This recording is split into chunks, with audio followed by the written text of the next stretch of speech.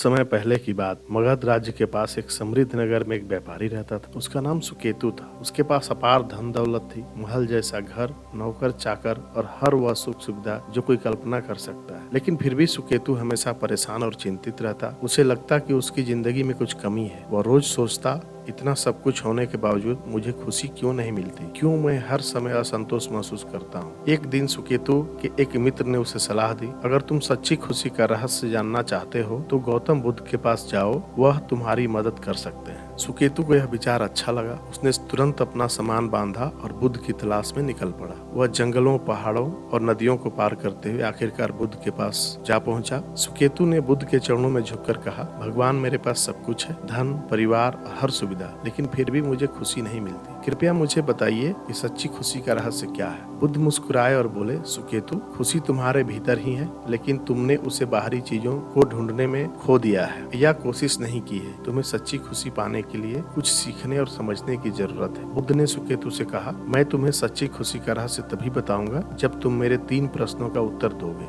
सुकेतु ने सहमति जताई।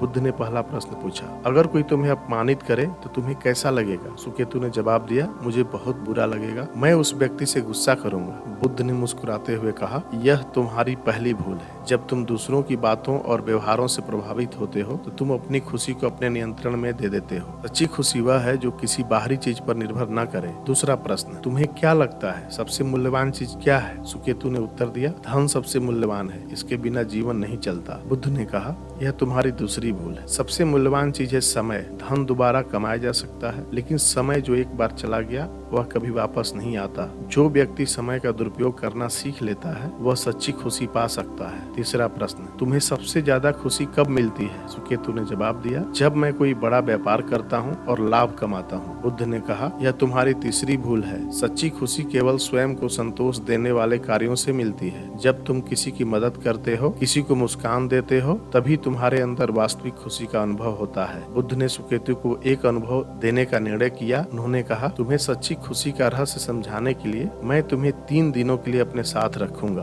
पहले दिन बुद्ध ने सुकेतु को ध्यान करना सिखाया। सुकेतु को पहली बार अपने भीतर झांकने का अवसर मिला। उसने महसूस किया कि उसकी चिंताएं और दुख उसकी ही सोच का परिणाम है। दूसरे दिन बुद्ध ने सुकेतु को गरीबों और जरूरतमंदों की सेवा करने के लिए कहा। सुकेतु ने भोजन वितरित किया, बुजुर्गों की मदद की और बच्चों के साथ समय बिताया। उसने देखा कि दूसरों की खुशी में उसे एक अनोखा संतोष मिल रहा है। तीसरे दिन बुद्ध ने उसे सिखाया कि कैसे हर परिस्थिति में वर्तमान में रहना है। सुकेतु ने जाना कि अतीत की चिंताओं और भविष्य के डर को छोड़कर अगर हम वर्तमान में जीना सीख लें तो जीवन सरल और आनंदमय हो जाता है। 3 दिनों के बाद सुकेतु ने बुद्ध से कहा, भगवान, अब मैं समझ गया हूँ कि सच्ची खुशी का रहस्य क्या है। बुद्ध मुस्कुराए और बोले, याद रखना, सच्ची खुशी पाने के लिए तुम्हें 3 बातें सीखनी होगी। पहली, अपनी खुशी को बाहरी चीजों पर निर्भर मत करो। दूसरा, समय का सदुपयोग करो, इसे व्यर्थ मत जाने दो। तीसरा, दूसरों की मदद करो, क्योंकि खुशी बांटने से बढ़ती है। सुकेतु ने बुद्ध की शिक्षाओं को अपने जीवन में अपनाया। वह अब अपनी समस्याओं और चिंताओं को शांत चित्त से देखता, समय का आदर करता और जरूरतमंदों की मदद करता। धीरे धीरे उसे वह सच्ची खुशी मिल गई जिसकी उसे बरसों से तलाश थी। सच्ची खुशी बाहरी चीजों में नहीं बल्कि आपके भीतर है। जब हम दूसरों के लिए जीना सीखते हैं, समय का सम्मान करते हैं और अपनी सोच को सकारात्मक बनाते हैं, तभी हमें असली संतोष मिलता है।